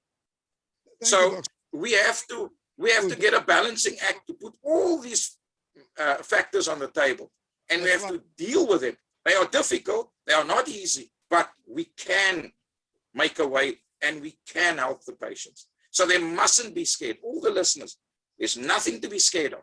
If there's doubt in your mind, doesn't matter, discuss it with us. We're there to help you. If you're ill, you've got symptoms, come for testing. You can have a test. Ignorance is not an excuse. Come on. Testing is the answer. We test you, we know where we are. If it's negative, we are happy. If you are not well, come back to the doctor. So those are the very important aspects from boots on the ground. We never slam the door in the patient's face. We are always there for them. And we are always there to help them, irrespective of how far they are. Even if now they are in trouble, we are still there to help them. Well said, Dr. Kathan. Dr. Gerald, I see your hand was up, sir. Thank you, Bishop. I just felt that I think we need to come back to that question. That was a very important question that one of your viewers asked. Why do people die after taking the COVID-19 vaccine? And I think that is I don't want us to ignore that, Bishop, because it is a very important question. It is a legitimate question. And we have the means and the understanding to answer that question. So when people think or hear of a vaccine, people think a vaccine is like a magic bullet. They think after you've been vaccinated, you will never get COVID-19 again and that you will never die. And to be very honest with you, a vaccine is not a magic bullet. It doesn't work that way. People also think that if you are vaccinated, you immediately have protection from that very same day, and that is not correct. It takes a long time, while it takes a while, for the body to build an appropriate immune response so that should you get infected in the future, then hopefully you have enough protection for you not to die when you have COVID-19. So that's very important. So we have to understand that after taking the vaccine, there is a time period in between that the body takes some time to build up an immune response. Now, when we look at the data that was recently published, especially in the New England Journal of Medicine and in journals like JAMA, we see that in a small fraction of people, they have a weak immune response after taking the COVID-19 vaccine. That's a reality. We can't argue that away. Some people have a weak immune response. So we also see that some people, even directly after taking the vaccine, they might have another infection of COVID-19, which means that the time period from taking the vaccine to getting your next infection was not enough for the body to build up an appropriate immune response. And in that particular case, if that patient develops severe COVID-19 pneumonia, that person could die. So they're not dying because of the vaccine, they're dying because their body did not have an appropriate immune response or there was not enough time in between the two processes. Doc, rewind quickly, say that over again, because the impression is people die of the vaccine. And you're really putting it in its proper context. And I hope our viewers are listening, and even those who will, view this afterwards, because this is a very important point, because this is a point that's being made in the social media. People are dying of the vaccine. But can you please just say that again? This is very important, Doc. Let me say that again. For example, I had an uncle of mine who he got his vaccination, and then shortly after his vaccination he passed away. It wasn't clear what he died of, and now the rumors were spread saying that he died of the vaccine. But when we look at the actual data, we know, and actually just from medical physiology, we understand that the body needs some time after the vaccine to produce an appropriate or strong enough immune response, build enough antibodies, so that should you get infected in future, then you have protection against the virus. Now, taking a vaccine doesn't mean that you'll never get COVID-19 again. You can still get COVID-19, but the hope with the vaccine is that if we have enough people vaccinated, we call it herd immunity, then we can stop the pandemic and we can save lives. So we can reduce the number of deaths due to COVID-19. And I think with the Sosonke trial, which I was a part of, we have seen that there was about 28 cases of people who died after taking the vaccine. I think it's now much higher, but there's studies now going into that to try and understand why that is the case. But from my understanding, it is very clear that those people have taken the vaccination and they most probably didn't have enough time for their bodies to build up an appropriate immune response. And this is most likely why they have died due to severe COVID-19, but not directly because of the vaccine. That's so good. Pastor, Go ahead. Go ahead. So Dr. Marman raises a very important point. And we also need to be honest and give the balanced data that many people experience mild side effects that is common to vaccines. Yes. So the arm will hurt and it will feel fluey and the body would hurt and headache and you feel sinusitis. That typically resolves within 3 to 3.5 days. There are some cases globally, and like I said, it's a fraction of a percentage where people actually died because of the vaccine. When those people were studied, it was very clear that there were conditions in their body that either caused blood clots or inflammation of the heart muscle. But like I'm saying, if you look at the billions of vaccines that have been given worldwide, that's a very, very, very small, I think it's something like 0.02%, if not lower. So yes, there are effects due to COVID, even though you're vaccinated. It happened to my parents. But there's also the lesser severe side effects that is common to vaccines. And then there's very rare, extremely rare cases where, and funnily, it is normally in younger people, so under this age of 60, and for some reason, predominantly males, which is the opposite of what we're seeing for COVID. But like I say, those were not healthy people. There was either some genetic abnormality or some blood abnormality, and that we don't understand yet. But the vast majority of people who die after taking the vaccine, as Dr. Marman said, were either infected before or they became infected very shortly after receiving that. And now there's very clear data only published this weekend. Even though we can have the 2 shots of Pfizer or the 1 shot of Johnson & Johnson, many people are still infected. But the good thing is that when you become ill, you are protected from hospitalization, severe disease, and death. So these vaccines are doing what they're meant to be doing. That's good. Before I give to Dr. Marman, Pastor Owen Hendrik says, is it proper for a medical doctor to prescribe alternative meds to seriously ill COVID patients, such as what is this? Ivermectin.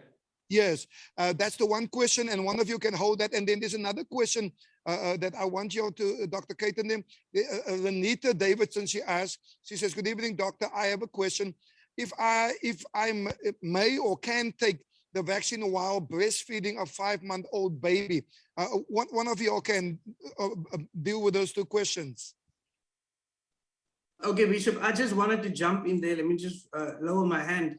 I just wanted to jump in there with regards to, Prof. Fielding was mentioning the cases of the blood clots that we first saw earlier this year, especially with the AstraZeneca vaccine.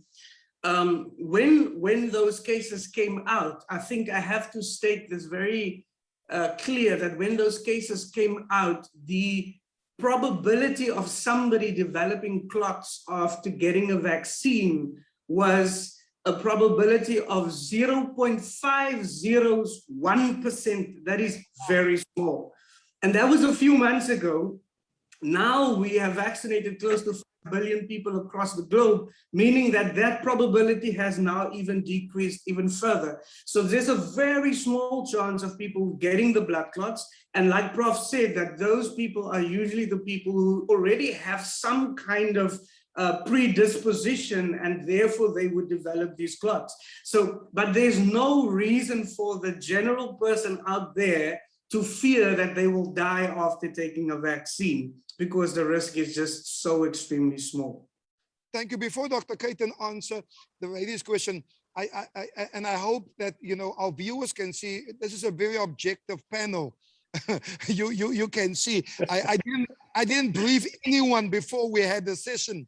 This is normally, I have no question, I have no program in front of me, I have no questionnaires in front of me. We're just taking it as it's coming.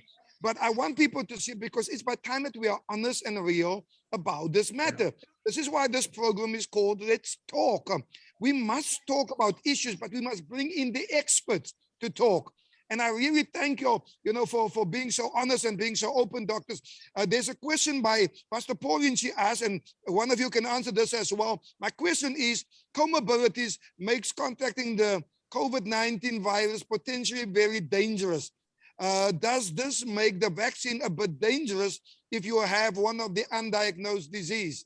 That's the one that Pauline Joest is asking. And then there's another, Diane Parker's asking, what if you are allergic to penicillin? Doctors, professors, please answer our viewers. Dr. Kathan? Okay. Prof. Bertie and Dr. Marman, I just want to add something to what they said, which is also important, which I know they've said, but I want to just accentuate the importance thereof, that vaccines, patients that have been vaccinated, if they do contract COVID, and as Dr. Marman said, if their immune response has been good and they've built up a good set of antibodies to the vaccination, their disease is less severe. They don't land up in hospital. That's true. Whether they've got comorbidities or not, they brush it aside and they get over it. The $1 million question, of course, is, and that's what patients all want to know, whose immune system is going to be better. Now, yes. The person who, and Prof. Fielding, he's the authority on immune response and virology. He will tell us that the person who's going to be able to put the immune system in a bottle, CNN will camp outside his door and they won't ever leave because they will have all the answers.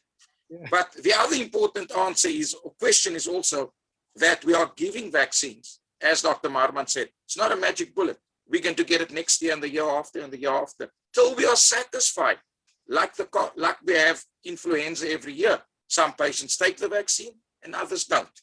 So we're going to get to that point after herd immunity, as Dr. Marman said, that we are satisfied that we don't need to get booster shots, because I'm sure your viewers are going to say, what about boosters?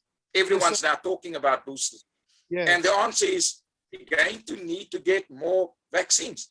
As there's a vaccine hesitancy and a low immune response in our community, more and more people are going to get it. And the only way that we can curtail this is by going for our vaccines. The experts are going to tell us, is it going to be annual? Is it going to be biannual? Is it going to be every 18 months? That is the big question. I don't know. I'm sure Professor Bertie is going to tell us that. Going back to the one question with regard to breastfeeding, if I can just answer that quickly, because that is a huge myth in our community. And it is clear, any mother, 14 weeks, and if she's pregnant for 14 weeks and more, can easily have the vaccine. There is no restriction.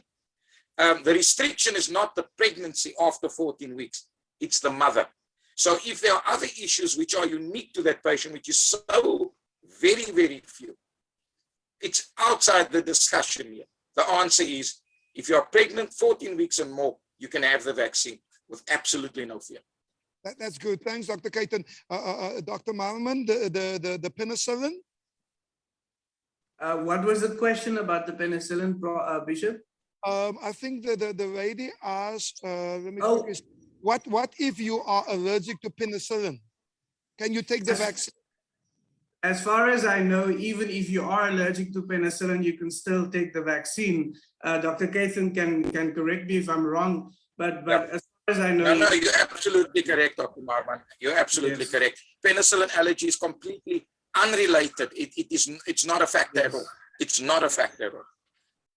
Absolutely. Bishop, I just wanted to say very quickly that there's a lot of data, and I know there was a study that was a month or two ago was circulated by the American College of Chest Physicians, and they showed a study that where they looked at patients with COVID-19 and those who have been vaccinated, and the early research really showed that approximately 50% of people with certain medical conditions, for example, conditions like blood cancers, organ transplants, those who are immunocompromised, some of those patients actually generate fewer antibodies compared to other people. So if you have those type of conditions, then you might generate fewer antibodies. And I think that's an important thing for us, because it means that, it tells us at least that you may have to go for another jab in the future just to sort of boost your immune system a bit more. Somebody asked a question about comorbidities. Listen, if you have comorbidities, you can take the vaccine. It should not prevent you from getting the vaccine. My parents are 74 years old. High blood pressure, and I took both my jabs. Here I am. Exactly. My parents are 74 years old. They both have comorbidities, all the general ones, and they took the vaccine and they did not even have side effects. Can you believe that? No side effects. Wow. So you can. Bishop, can I just add to that? Go ahead. Go ahead. In fact, the data is very, very clear that the vast majority of people who are dying have more than one comorbidity. So those who have comorbidities are the ones who should be in front of that line.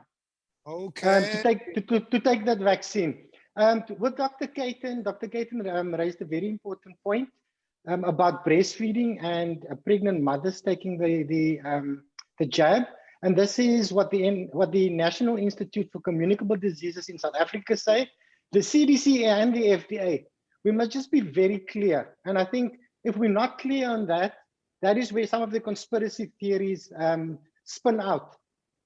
Those advice from those bodies are based on large-scale observational studies globally, where pregnant females have taken the vaccine and breastfeeding mothers have taken the vaccine. The clinical studies that we are doing in our settings are still ongoing to show that it is indeed safe for pregnant females and breastfeeding females. But if you look at observationally, the millions of females who've received it worldwide, then there should not be a problem in these studies. If I can take the ivermectin one specifically, I've been asked that probably in every interview that I've done, and I've done close to about 420 interviews thus far over this 18 months, both nationally and internationally, and that one always comes up. For every study that shows that ivermectin works, there's one that says ivermectin does not work. So there's a big clinical trial, and clinical trials are important because it's done in such a way that we can trust the data. That clinical trial has come out. We do know that ivermectin has been used for decades to treat parasitic infections. So people with worms would get it as a treatment. So we know that it is safe. So it is safe for use. Does it work for COVID? Very clear evidence that it does work in the laboratory. So when it's tested, the jury is still out whether it worked for people. I'm not a medical doctor. When I was ill, I spoke to my physician and I said, based on what I've seen, I would like ivermectin, and he prescribed it. It has been approved by SAPRA for compassionate use. I also asked my doctor for remdesivir, which is an anti-HIV drug. I received both of those with the anti-blood clotting drugs and with the anti-inflammatory drugs. So as Dr. Kathan said, he raised a very, very important point earlier. We need to have these discussions with our doctors to make these decisions, because we need to be informed. I have a huge problem when people use ivermectin and they buy it from Afriforum. Those are not for the use in people. Those are for use in animals. Those have not been shown safe to be in people. So we must be very careful. Dr. Marman mentioned non-scientists reading science and trying to make conclusions. As I've said, for every paper that shows it works, there's a paper that shows it does not work. So let's wait on this big clinical trial that will come out. So by no means am I giving medical advice. That I will leave up to our esteemed medical doctors. Dr. Marman? Bishop, so thank you, Prof. Fielding. You're making a good point there. And I think you're talking about studies on ivermectin coming out, whether pro or con. I think it is important also for the audience to understand that you get clinical data or clinical studies, but those can either be good clinical studies or bad. In other words, they well-designed clinical studies, or it's just a bunch of patients that were taken and the data was published. That's not necessarily a good clinical study. And therefore, the conclusions that we draw from those type of studies, we have to be very careful because it can be very dangerous. And what I've noticed is with the studies on ivermectin, many of these studies are saying that it is a magic bullet against COVID-19. If you look at the studies, at how they were designed, they were absolutely poorly designed. There were no proper controls in those studies. The statistical analysis were flawed. And these are things that you have to look at. And if a doctor, all respect to all the doctors out there, but if a doctor comes and tells me that I've been treating patients with ivermectin, 50 of them, and they all were cured, I don't trust that data. Because number one, we don't know whether there were proper controls put in place, how is it designed? And these are things, the factors that are important before we can come to the conclusion that ivermectin works. And to be very honest with you, I have studied for the past few months all the data that I can find on ivermectin, and none of it really was telling me that ivermectin works against COVID-19. Thank you so much. Now, here's a very important one. I only have 3 more questions. And we have to do this again, doctors, a panel, professor and the doctors, but here's a very important one. And I like the way he puts this out. I'm going to read it just like he put it out. This is one of my spiritual sons, and I love the way he put it, because this is where the church is and where most of the community is. He says, good evening, experts. I have 1,000 unanswered questions. Here's a few. Can I wait with the vaccines until you guys are done with all the studies and experiments and research and investigations and take it when the test is completed? Why are the vaccines not put on hold when one dies and there is a study in progress to find out why he died? Because ultimately another person with the same condition can also die whilst the study is still in progress. Now, that is the way most people think. And I'm open to anybody's question. And I love this young man, he's one of my sons, but it's so dangerous because waiting has caused a lot of people to die. What is your answer to that? Prof, can I jump in there? Please do. Sorry, I'm getting too excited. I love this type of interaction, so I'm getting excited here. But there is this, and I don't know why, but there is this misperception that the vaccine is being tested on us. Experiment. It's an experiment. What did they say? And this is what I've also heard a lot of people say. It's an experiment. It's not an experiment. But you're the expert. Help us.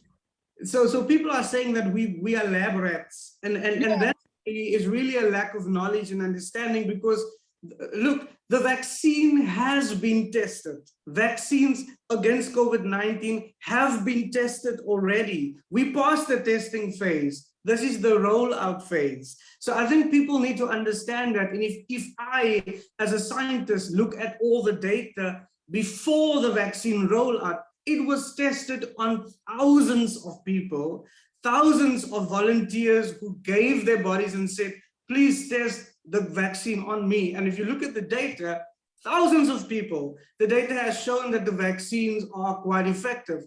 Now we are in the rollout phase, which means that we've done the testing already. We are now rolling it out, vaccinating people. Now, this does not mean that we won't learn lessons along the way. Yes.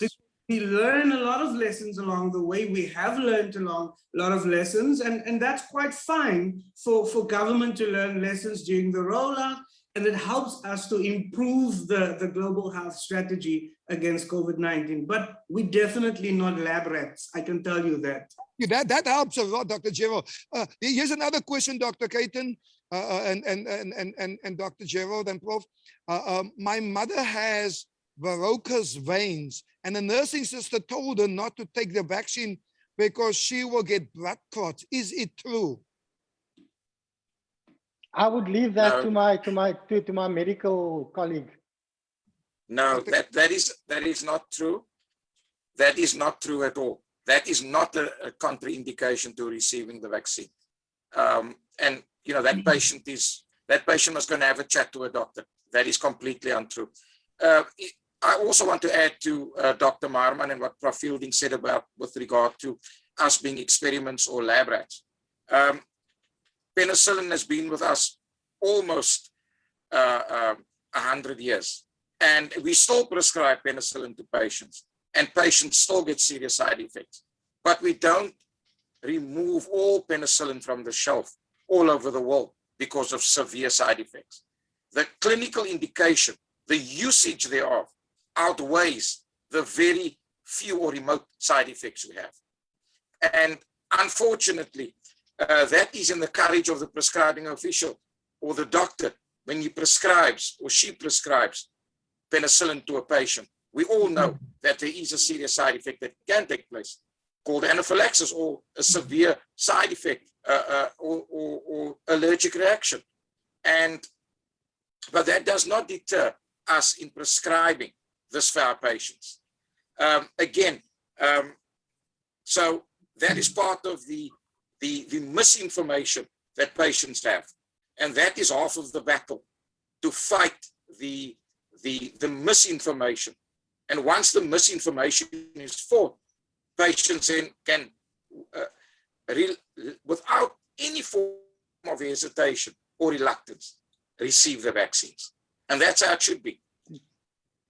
Bishop, can I just add, please? So, that's the beauty of science, that we see things differently. So if we look at this Sezonke trial, that trial was trial 3B. All the vaccines that we've used have been for emergency use. So there are various steps. The first steps were these vaccines tested in thousands of people by each of the companies. Some people, half of the people would be receiving the vaccine, others would not receive the vaccine. So they would receive a salt injection. They would then compare. That determined the efficacy of the virus. Does it protect or not? The phase that we've just gone through was to test effectiveness, because now we're going in a real world scenario and we're testing it on millions of people. Each time there was a severe side effect, an adverse effect, the rollout was stopped and it was investigated, and then it continued again if it was showed was either not the vaccine or there was something wrong inherently with the person. Okay. So we must not lose track of that. The data is very clear, and ethically. So I've been chairperson of various ethics committees at my university. Medically, you are ethically bound. If people are dying and you have a drug or a vaccine that can save lives, it needs to be given to those people, even though it is still in trial. And that's why it was approved for emergency use. And that emergency use was, let's save lives. That is what this vaccine does. And it is effective in doing that. The first vaccine now to be approved for use, so not emergency use, is the Pfizer one, because we now have billions of shots given out, and we know that it is effective in real world conditions. And why would it be different in that one phase and this phase? Because when it's given to me, am I on blood pressure medication? Am I using insulin? All of those had to be tested. Do I have other diseases? All of that had to be tested in a bigger scale to see whether the vaccine still works or not. It does. So we were not lab rats. It was about ethically saving people's lives. So we must be very careful. A reporter asked me, does that mean we were lab rats? And I said, lab rats in the good sense, because we saved people's lives. Wow. So we must be very careful with our wording. Dr. Kathan spoke about all of this misinformation. In April, May last year, the WHO made a very nice point. They said, we're not just dealing with a pandemic, we're also dealing with an infodemic, because there's so much bad information out there. Yes. So I like that one. Nice. I love that too. Bishop, let me quickly to get back to one of the questions of your audience members there that asked about the varicose veins and they have a risk of developing blood clots. I think people need to understand there, if we just go into the pathology quickly, but varicose veins is a completely different disorder from what we see some patients develop with after the vaccine. With a vaccine, you have what we call thrombosis with thrombocytopenia. That's a different disease from varicose veins, which is caused by other factors. So I think people need to understand that even if you have varicose veins, you won't develop fatal blood clots when you take the vaccine. We know of many patients who have heart diseases, and sometimes they need to eat a little disprin or aspirin, you know, as we call it, the blood thinners, as our people call it. But I know of many, many people who all have, you know, heart disease, and who every now and then take an aspirin, and they have taken the vaccine and actually they're completely fine. Thank you so much, Dr. Gerald, to my panel. I want to leave us with the most important question, but there's just one more. Rizal Walter says, what happens if within 2 years you are exposed to the virus after taking the vaccine, now cause prophets, sires? I do not understand that term. Your immune system will be exhausted of fighting off the vaccine contents. Can anybody help on that? I do not understand. So, Pastor, that was part of my interview on ENCA earlier this evening. Okay. There are antibodies that's being produced, but there are also white blood cells, T and B cells that are produced. The T cells, once your cell is infected in your body, the T cell will almost engulf and eat up that infected cell. That is very important for long-term immunity. Antibodies bind to the virus, so the virus cannot get into your cell. Okay. B cells will eventually make more antibodies. We do not know how long these will last. If we look at the other viruses, it depends on person to person. I'm speculating that the vast majority of people, based on previous studies on other coronaviruses, would probably need a vaccine within 2 to 3 years. Others might need it earlier, but I think if we look at history, and history holds true, every 2 to 3 years, we will probably need a new vaccine. Thank you so much, Prof. Pastor Owen Hendricks is asking the last question. He says, one more question about vaccine. What direction should pastors who are leading God's people give to them concerning taking the vaccine? Anybody? Overwhelming. The vaccine Sorry, saved. Everybody at the panel is ready for this one. Go ahead. It's because we're so passionate. The vaccines definitely save lives. I'm one of those who say if you're high risk, especially based on the accessibility to vaccines, let's vaccinate those at high risk first. So anybody with comorbidities, medical personnel, let them be in the queue first. We're talking about boosters. Let's delay the boosters so that our high-risk people can be vaccinated first. This virus is going to be with us for probably the next 100 years. Wow. We're going to have to learn how to work with it. We're going to learn how to protect people's lives, but we have to learn with it the same way we learn. We're working with flu. Not the Antichrist. This virus is not going to end the world tomorrow or next year. No, definitely not. This is not the zombie. This is not the zombie apocalypse. Yeah, I'm just putting it out there. You know, I'm just asking you. But Pastor Bishop, a very important point. 2003, when this thing, we did not know what it was killing people. We met with a director from the CDC in the USA, and they thought it was what is called pathogen X. The CDC is expecting pathogen X to be the next big outbreak. And they're estimating 200 million people will die during that outbreak. I'm speculating that it will not be a coronavirus. It will probably be one of the flus. And I think that's why we see the panic every time we have something new. We had with swine flu, there was this big panic. With COVID, we have this huge panic because I think the CDC is expecting that based on cycles. Dr. Kathan, what does the pastor say to their people? That the vaccine, as Bertie said, initially the health workers in high risk. We're down the track there already. For those that have skipped the opportunity, please get in line, first in line. But Pastor, please, everybody must receive a vaccine, as many as you can. And if there's any hesitancy, discuss it. Open the channels to those who can help. If there's any form of resistance, let's address that resistance and get our population vaccinated. There's absolutely no reason to be fearful. We've all been vaccinated. It was the best thing that we've done. We could not fight the front line if we were not vaccinated. So for every citizen who's now become the front line because they're exposed to other people in our population with the virus, that is the best form of immunity and defense that we can have is by having the vaccine on board. Thank you so much, Dr. Kathan. Now let's hear from a pastor. Pastor Owen asked the pastors, Pastor Gerald, Dr. Gerald is a pastor. He's a pastor's kid. He's a PK. You know, both his parents are in ministry. He's in ministry because people think scientists, you know, they think doctors and scientists are not born again, but they have spirit-filled Professor Dr. Kathan, my doctor, and a pastor's kid who is a scientist as well, Dr. Gerald.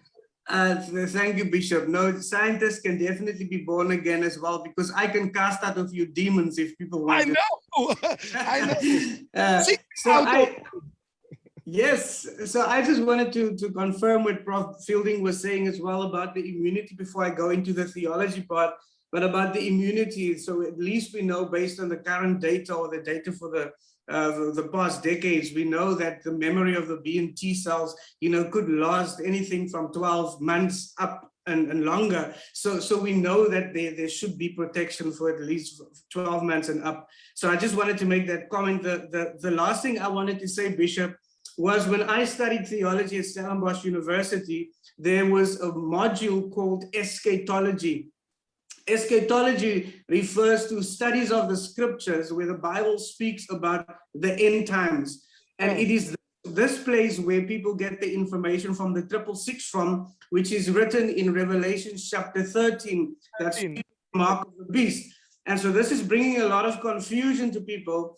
And some people actually think that we are now in that eschatological time where the mark of the beast occurs. And they think that Matthew 24 is a clear guidance as well.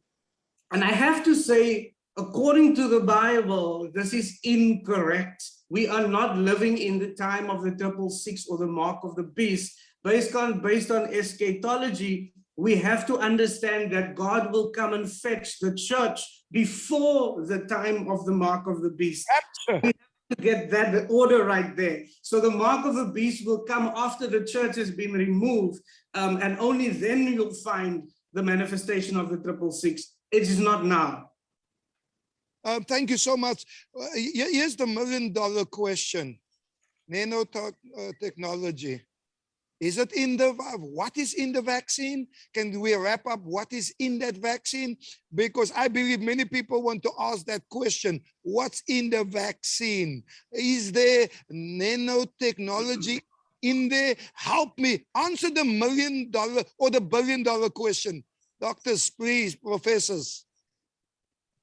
And to Maria, yes, we can agree to disagree, but we also need to look at the facts. The Bible says, in all of thy getting, get understanding.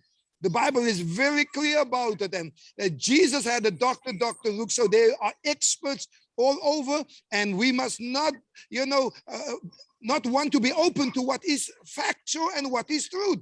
Anyway, what is in the vaccine? I think that's where Prof. Bertie comes in. That's where Dr. Gerald, the scientist, comes in. And then Dr. Kathan can wrap it up. What's in there? Is there, because somebody said when you're going to walk past the airport, and you go past the scanners, it's going to go off. Now, well, I've had both my jabs. I walked past it and nothing went off. Help me, somebody, please. So, Pastor, just to disagree with disagree, that is 100% correct. As you've seen tonight, scientists look at the facts and we share the information, and there are good things and there are bad things, and we agree on some things and we don't agree on other things. Everything we do agree on is that this vaccine saves lives. Nanotechnology is not a bad thing. I'm not speaking about the vaccine now. I have colleagues who's using nanotechnology to fight cancer. Nanotechnology means nothing more than, you cannot see it with the naked eye, and it is being used to fight diseases. Nothing to do with anything nefarious or bad. What this vaccine contains is a very small portion of the virus. So it cannot give you COVID. It cannot, infect you. It stimulates, it triggers the immune system. So as soon as the small piece of the virus gets into your body, it's like a light switch that goes on, and your immune system starts producing T and B cells and antibodies. So I'm sure in future we will combine nanotechnology with vaccines and with COVID vaccines. There's nothing bad about it. It's saving lives when you look at cancer and other diseases. Thank and you, I think that's something very important to remember. Thank you, Prof. Dr. Gerald. I just want to echo what Prof was saying. That nanotechnology has been around for quite a long time. When I was a PhD student at UCT Medical School, we studied also nanotechnology and how we could use that to better treat patients for certain diseases. So it's been around for a very long time. Nanotechnology has got nothing to do with the vaccine. It is not in the vaccine. The vaccine also does not contain a microchip. That is a lie. And Bishop, I saw the video where they put the magnet and the magnet stuck.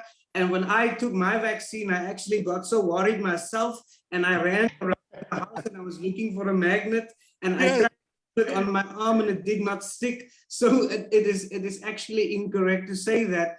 We have to understand that the vaccine contains, we know what it is in the vaccine. I know there's stories going around saying, I'm not going to take the vaccine because I don't know what's in it. No, we know what's in it.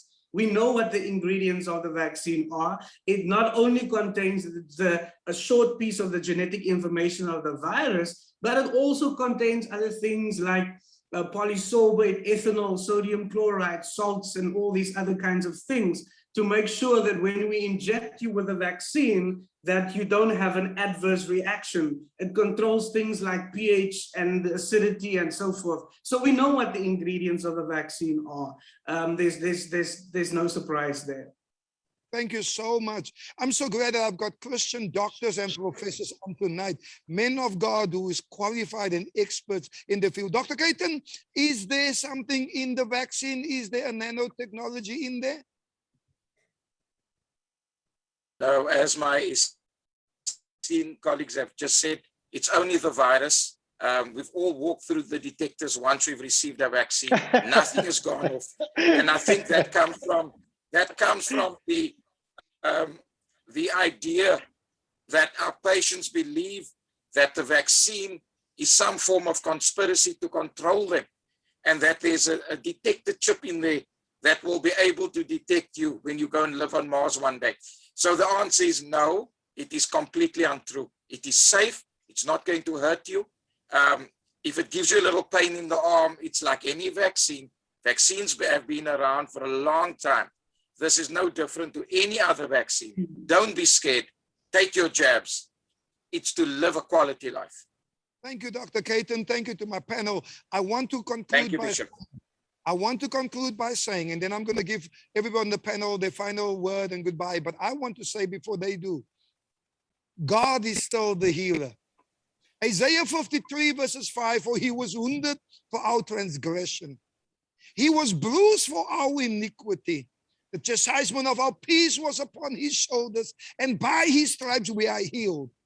Exodus 15:26 says, I am the Lord God, your healer. To everybody watching, God is still our healer. There's my doctor, 32, almost 32 years, my physician.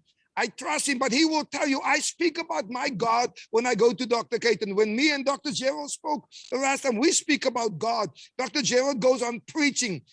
We believe that God, vaccine, you can take the vaccine without God, you can still die. God is still our healer. You heard Prof. Burtram was also positive. He believed in God. He believes in God. God is still our healer. But it doesn't mean because God is our healer, we cannot use the help given by God, the wisdom given by God to people to help us. I said to someone, I'm not against anybody who doesn't want to take the vaccine. Let me just make this very clear. I've taken both my jabs. I'm well. My mother-in-law, who's 89 years old, who will be 90 in October, took both her jabs, and she's well. My wife took it. My kids are taking it because I have consulted far and wide. I have spoken to relevant people. I've spoken to some of the greatest leaders, Christian leaders in the world about this. I've spoken to men of God, who's got over 46,000 members in one congregation. I've spoken to medical doctors, professors. Here we have the experts on. Let me say this, with everything we know, God is still the greatest. He's still our healer. We will not do anything without God. And let me also say this, I also made a statement. If anybody wants to think they can put anything in anything to kill me, it will not work, because no weapon formed against me shall be able to prosper. And even if the enemy rise up against us like a flood, the Spirit of God will raise up a standard. God will use anyone and anything to heal us. God will use anyone and anything to heal us. If God, even if, let's say for instance, somebody who's an antichrist works in a lab where they found the vaccine, praise God for him, because God will use him to bring my cure. God will use him to bring healing to the body of Christ. We have over the years called Nelson Mandela the Antichrist. Come on now, speak back to me, somebody. We called him, when Mr. Mandela was released, Nelson Mandela. We have called the TV, when the TV came out, the black and white, remember Dr. Kathan, that black and white TV? Het was die een woord, duivel geweest. Yes, we have called it that. The church have called many things. The Antichrist, we've called many things. Demons. No one has ever said sorry. No one has ever apologized. Come on, man. The Bible says, in all of thy getting, get understanding. I believe they are genuine Christian doctors, scientists, and professors like we have on here right now, who will not lie to us. If we believed something was wrong, why would they have taken it? If they believed it, why would they have taken it? Because surely they have the information at hand. So God is the healer. My friend, trust God. But also if the Lord, because the Lord has given wisdom to these men, we must take their advice. Go do your research. But do not do your research only in a certain, like Dr. Kathan says, in a bubble, only from certain people. Yes, Christian, we as the believers, we should consult Christian leaders, Christian doctors, Christian scientists. We have them on tonight. So the choice is yours. But if you can save, if you can be, like Dr. Kathan says, if you can be that front line and help save lives, why not? It's your choice. I've taken mine. Everybody in the panel have taken theirs. I don't believe that God will allow anyone with any sinister ideas to come and take us out. Not before our time. Not until we have completed our assignment, fulfilled our purpose in the earth. I believe that. I believe we need a Dr. Kathan who's doing sterling work in the communities, surgeries all over, in Mitchell's Plain, all over, Stanfontein, all over, Pelican Park. We need a professor, Bertie Fielding, a Christian, born-again professor at the university who's in the lab, who's there working on it way before this virus came out. He's been doing research. We need a Pinkster a gospel singer, a PK, a pastor's child, a Dr. Gerald Maarman, a medical scientist to help us, to give us the information. And then we can go to God and pray and do the right thing. That is what I wanted to share with you all tonight. All of you on the panel, your final words before we say goodbye tonight to the people. Let's start, Prof. Thank you, Bishop. For the record, I'm not vaccinated. I've not taken the vaccine. My immediate family, so my wife and my kids have not taken the vaccine. My parents have taken the vaccine. I've convinced them. My high-risk sisters and brothers-in-laws have taken the vaccine. I've convinced them.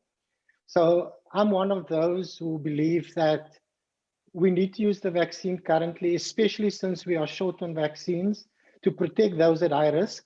If you're working with somebody or you're living with somebody that is high risk and they cannot take the vaccine, even though you're not high risk, you then take it to protect them. The ultimate aim of this vaccine is to prevent death, hospitalization, and severe disease. We will not stop this virus. We cannot stop this virus. We can minimize the spread of this virus. Come on. And it is about protecting those who are at greatest risk. And that's what the data shows. It's very, very effective with that. But do not just simply think because you think you are low risk that you're not taking the shot. Have that conversation with your medical doctor.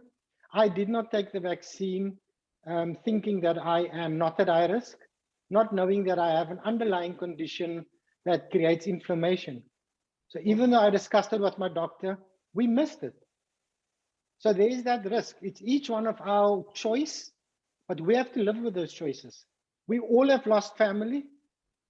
So how do we prevent that family from becoming infected and dying?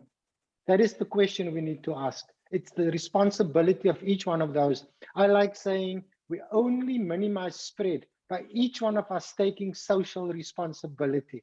Before the vaccine, when I would visit my parents who were extremely high risk, and I thank God that they survived, 3 weeks after taking the shot, they had mild symptoms.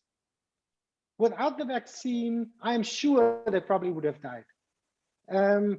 Before the vaccine, when I would visit them, I would stand at the gate with a mask and speak through the gate through them. Social distancing, physical distancing, as I would like to call it, because we're social beings. Don't separate socially. Physically separate from each other. Washing of your hands constantly and wearing your mask. Stay at home when you're sick. And then, in my opinion, when you're high risk, especially now, while we have a shortage, take the vaccine. It does save lives. Thank you, Bishop. What a noble cause that you are first allowing those who are high risk to take the vaccine. Prof, I have the utmost respect for you. I do not even have words. What a noble. He didn't say he's not taking the vaccine. He said first there are those who are high risk. I respect you, Dr. Burtram. Thank you so much. And thank you for being part of this program. You do not know how you blessed me. I got to have you back on again. I got to get you back on again. Dr. Gerald Marman. Thank you, Bishop. I think I want to make it very clear, and I think if you follow me on social media, people know that I'm very clear about this. We need to get people to get the vaccine. Let's get vaccinated as soon as possible. I think it is really important for us to stop this pandemic. Like Prof said, not necessarily the virus, but the pandemic. We need to stop it.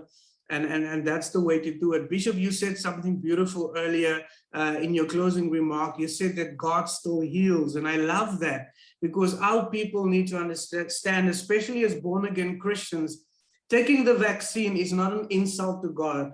It is not saying that I'm no longer a Christian. It's got nothing to do with that.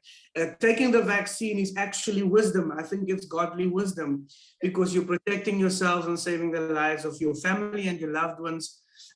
So please go and take the vaccine.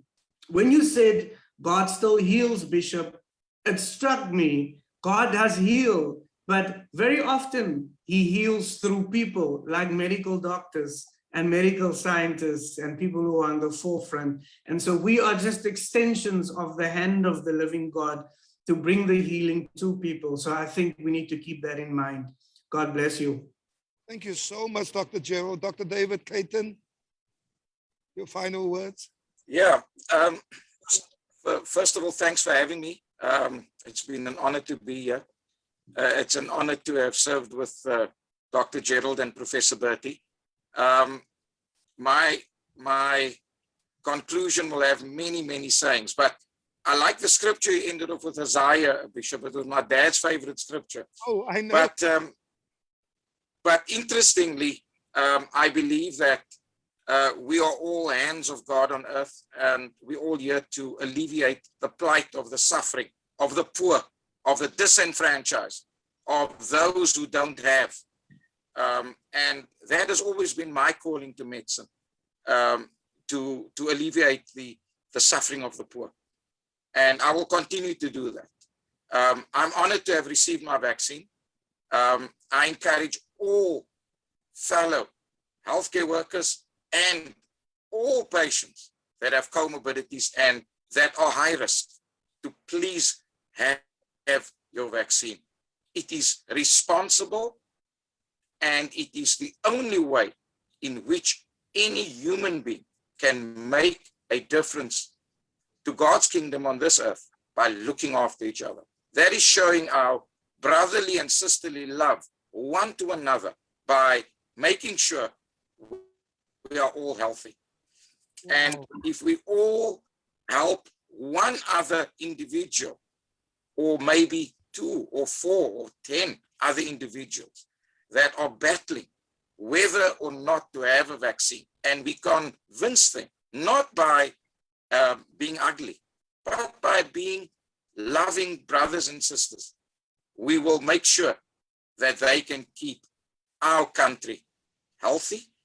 And we don't have to start with the country at large. We need to start with our homesteads, our families, our communities at large. And then we go on cities and countries and so forth. And then we live in a global society. So that is my contribution in our own area to all our patients and to all our witnesses on this planet, is to keep everyone healthy in that way.